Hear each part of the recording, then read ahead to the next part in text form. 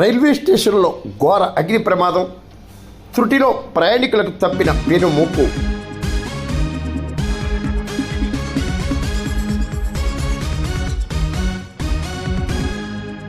పవిత్ర తిరుపతి క్షేత్రంలో రైల్వే స్టేషన్లో ఘోర అగ్ని ప్రమాదం సంభవించింది. సోమవారం జరిగిన అగ్ని ప్రమాదం నుండి త్రుటిలో ప్రయాణికులు ముప్పు నుండి తప్పించుకున్నారు.